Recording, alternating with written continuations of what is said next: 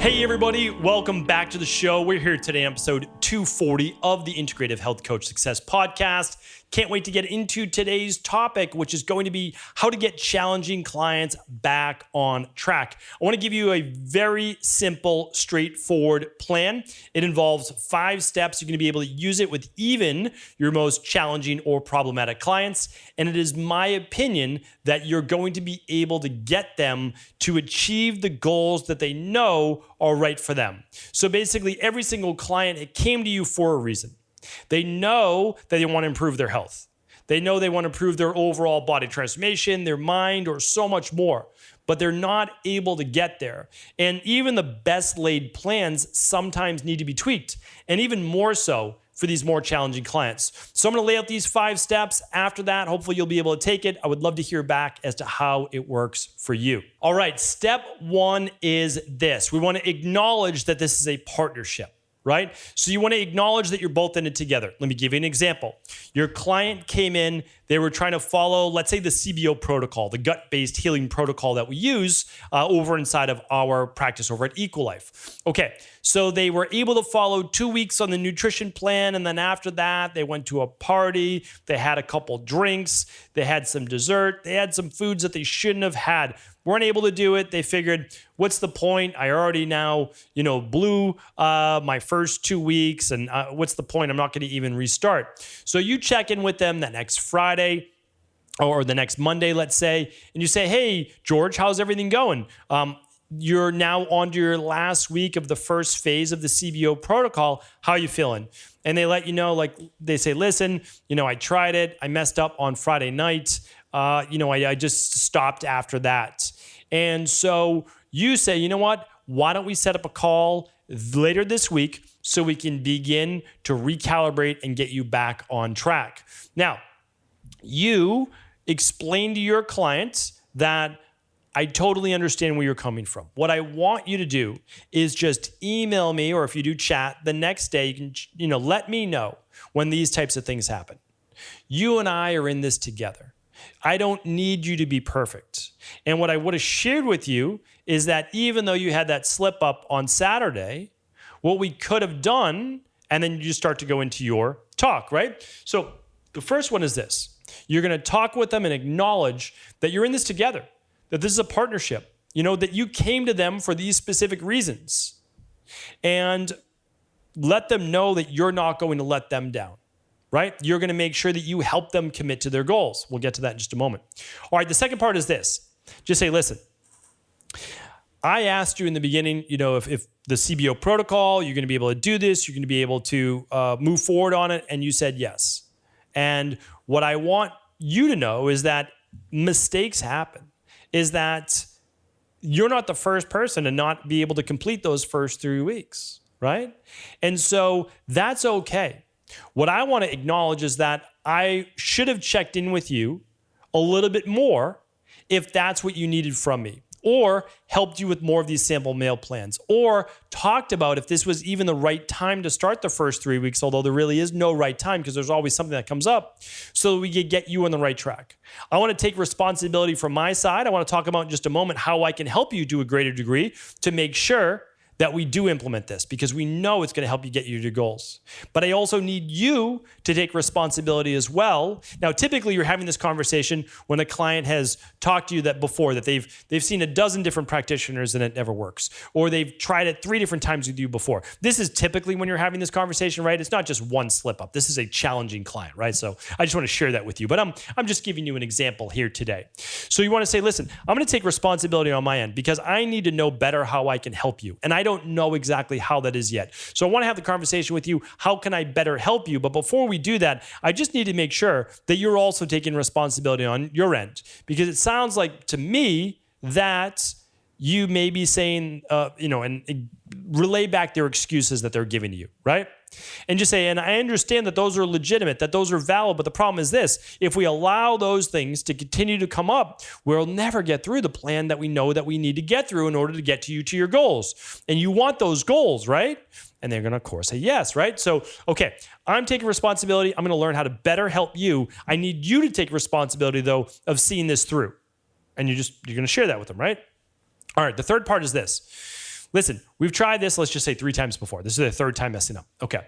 And again, it is what it is. We're all humans, right? And we mess up. It happens, but it is what it is. And so the thing is, we say this, listen, we've implemented the same plan now 3 times. All right, so this is point number 3, is that what got us here won't get us there, right? So, okay, we've tried this 3 times. What I don't want to do is try it again, knowing that we haven't had success the first 3 times. Now, it doesn't mean we can't have success going forward. What I want to do is just say, is there a better way? Is there a better way to help you commit? And then you just won't say anything. They'll say, well, I don't really know. Okay, how would you be able to implement a plan like this?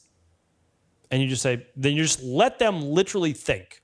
What is it that you need? You say, well, it seems really difficult for me not to be able to, and then just let them say whatever it is. Like I really miss my oatmeal in the morning. Okay. So if we added oatmeal in to the early AM breakfast, and it didn't cause you bloating or gas or anything like that, and we did a 1/2 cup maximum to your typical plan, would you be able to follow the CBO protocol for those first 3 weeks? And they say, yeah, I think I would. Okay. All right. So typically we remove the grains for the first 3 weeks. And we do that just because a lot of people have different sensitivities. But if you know that those aren't causing you bloating or gas or anything like that, then I'm totally fine with that. We're not going to add extra sugar or things like that to it. We can add some blueberries on top. We can add some cinnamon. We can do things like that. That's okay. So if we add that, then, and this is part 4, you're committing to seeing this through for those first 3 to 4 weeks before we move into phase 2. Is that correct? Yes, I can do that. Okay. So I want to get your commitment because I'm going to make sure that I check in with you once a week to make sure that you're on track. And what I want you to do is also check in with me at least once a week, that you're going to stick to the diet plan, the nutrition plan, the nutritional supplements, the other items. And the only thing that's going to change is you're going to add in that 1/2 cup of oatmeal every single morning. Does that work? Yes, it does. All right. And then typically we would just write that in an email as that commitment. And then point number 5 is this. What else do you need from me in order to execute this plan? And the reason why you end there is this. You started with acknowledging this is a partnership. You said you're willing to take responsibility, but they do as well. You realize that things need to be tweaked, which is what you did. You got them to recommit. You need them to say, yes, I recommit. Not you. You're already committed. You're their coach. You're their practitioner. You're all in. This is what you do.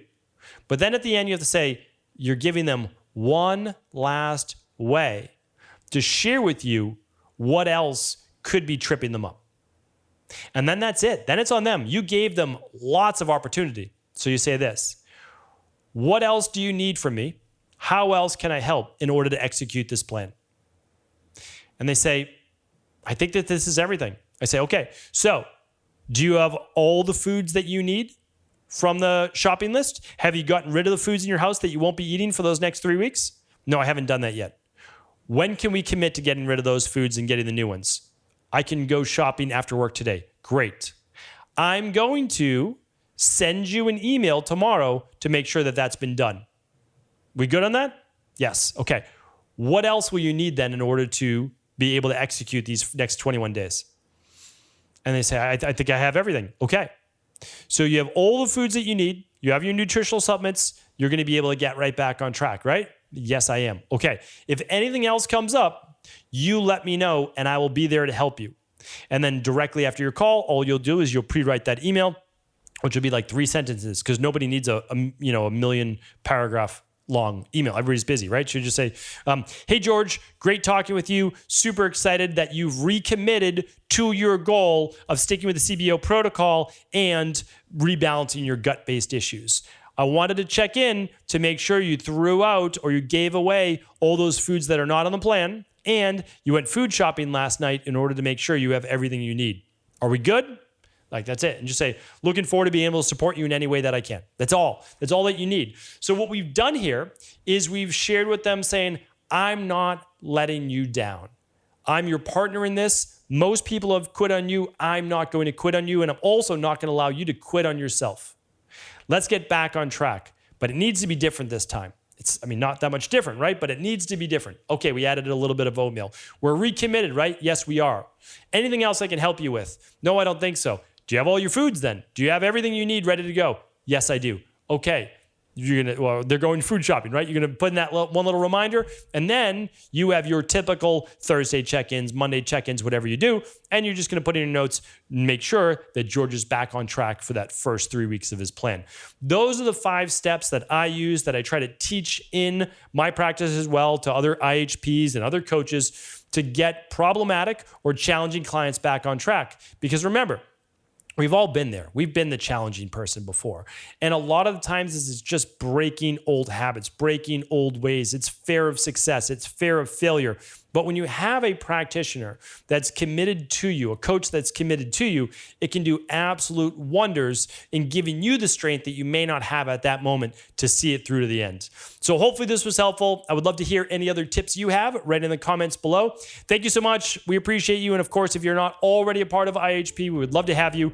Check it out at integrativehealthpractitioner.org. Take care, everybody.